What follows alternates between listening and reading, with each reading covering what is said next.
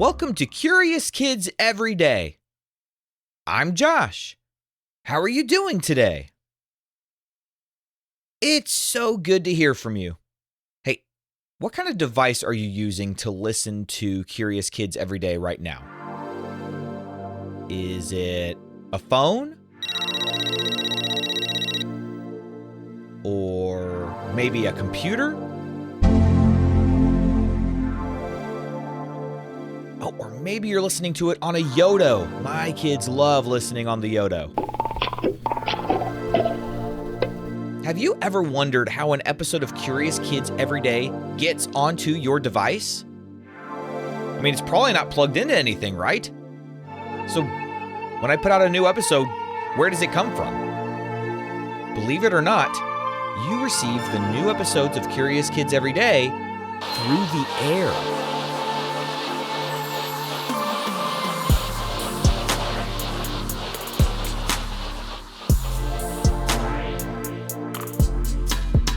Your phone or computer or Yoto or whatever you're listening to this show on doesn't keep all the information it uses.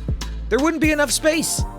In fact, this episode that you're listening to right now, it might not actually even be on the device you're listening to it with. It might be streaming from a server thousands of miles away. The file goes from the server into the air and then into your device using something called Wi-Fi.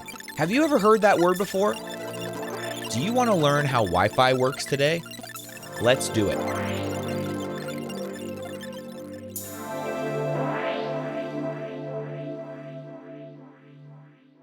Well, firstly, Wi-Fi is short for wireless fidelity. Can you say wireless fidelity?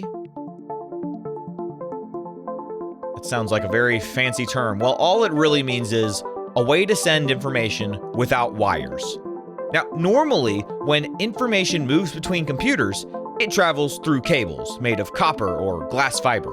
But with Wi-Fi, instead of sending information through a physical wire, we send it through the air using radio waves. Now, you might be thinking, radio? Like the thing we listen to in the car? Yes, exactly. Wi-Fi uses a kind of radio signal. Just like a radio station sends music through the air, your Wi-Fi router sends information through the air too. But instead of music, the signals carry computer data, like text or pictures or sounds. You know, a sound like an episode of Curious Kids Every Day.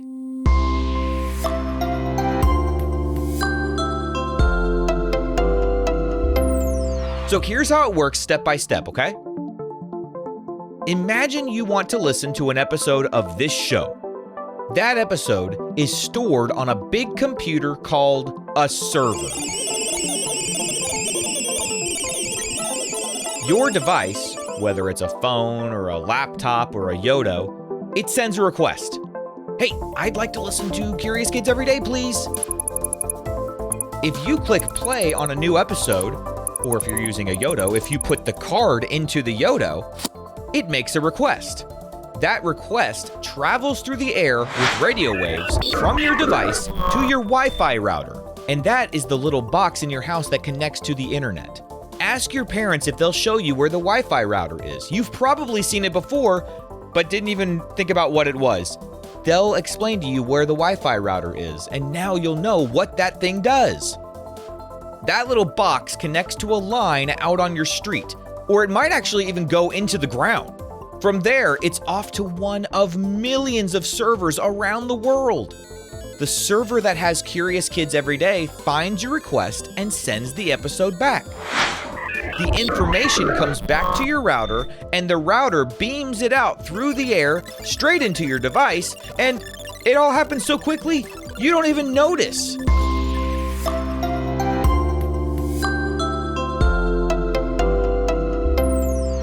But here's the crazy part.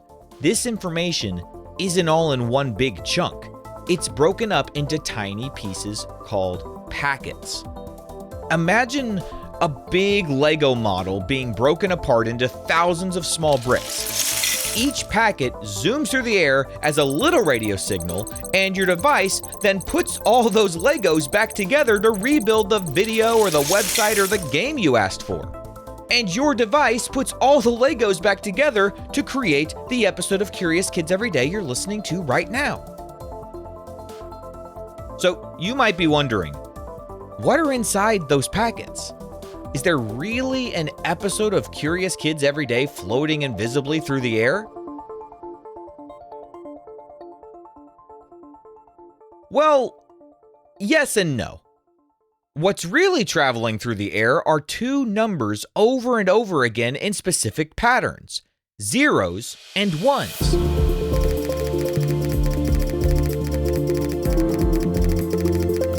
Computers use these two numbers, called binary code, to represent everything. Can you say binary code? When we say binary code, we just mean zeros and ones.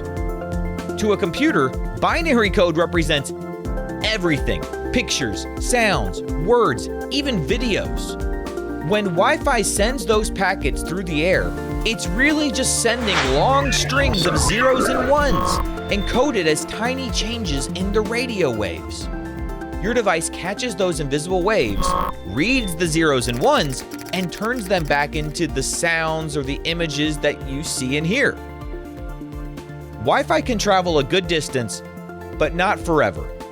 That's why you sometimes notice your signal gets weaker the farther you move from the router. Walls, doors, and other obstacles can also block or weaken the radio waves. If you go out into your backyard, you might not have very good internet signal. So, to sum it all up, Wi-Fi is basically invisible radio waves that carry information between your device and the internet. It's a bridge between the internet wires on your street and the devices in your hands.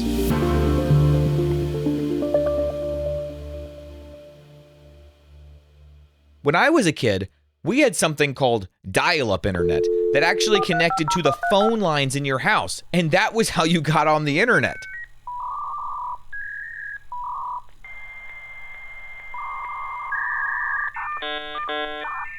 The internet ran through the phone lines. Anytime you wanted to get on the internet, you plugged in that cord and waited to be connected to the internet. You've got mail. So if you were on the internet, you couldn't make phone calls in your house. This was before cell phones too. But now you can be on the phone and connected to the internet instantaneously and without wires, all thanks to wireless fidelity, or Wi-Fi. Now, I remember when my family got Wi-Fi for the first time, but I didn't realize that Wi-Fi was first released in 1997. We didn't get it till a lot later than that, and now I know why. It's because back then, it was way slower than today, so probably back then, it might not have even been worth trying to figure out. But as Wi-Fi got faster, well, more people just started using it, and eventually my family did too. Now Wi-Fi is so fast, you can stream live video calls around the world. It really is wild how much things have changed. Okay, let's have a quick quiz. What does Wi-Fi stand for? Wireless fidelity. And what kind of waves does Wi-Fi use to send information? Those would be radio waves. Ooh, and what are the small pieces of information called that travel through Wi-Fi? Do you remember? The binary code comes inside of something. Do you remember what it's called? They're called packets. Little presents of code. Okay, let's play true or false. True or false? Wi-Fi signals are visible if you use special glasses. That is false. They are invisible. True or false? Wi-Fi is faster today than it was in 1997 when it was first released. That is true. True or false? Your device rebuilds the information packets it receives into the original message. Yep, that is true. Okay, would you rather have super speed Wi-Fi everywhere you go, even in the middle of a forest, or a phone or computer or Yoto device that never needs to be charged?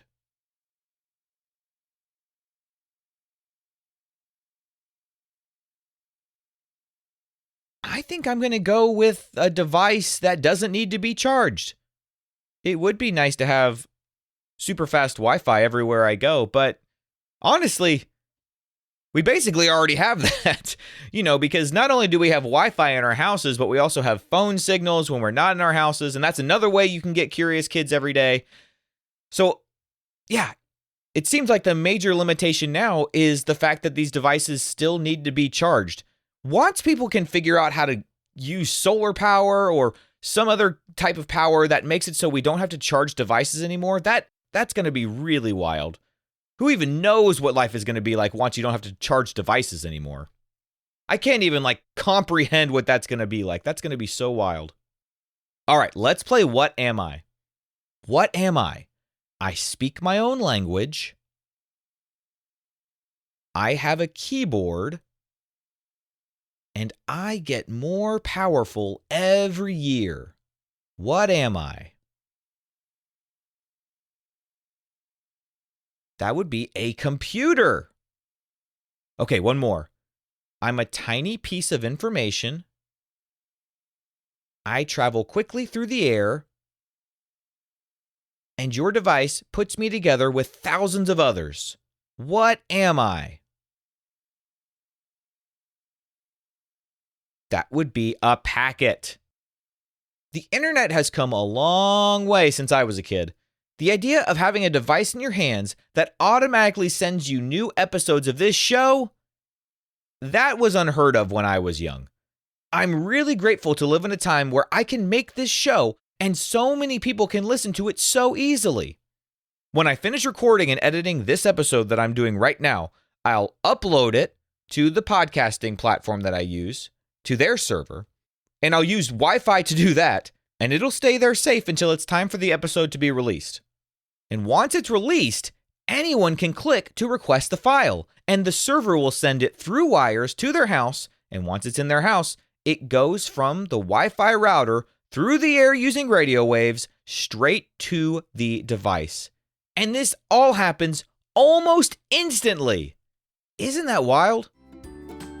What kind of question do you think we'll ask tomorrow on Curious Kids Every Day? I can't wait to find out. So until then, keep asking questions and stay curious, kids. And for all the grown-ups listening, thank you so much for telling other parents about this show. And don't forget that the Curious Kids Club is launching soon. Go to supportcuriouskids.com for more information. And please visit CuriousKidsEveryday.com to get a free printable with activity ideas that don't involve screens. Those are the best kinds of adventures to have. That's CuriousKidsEveryday.com. See you tomorrow.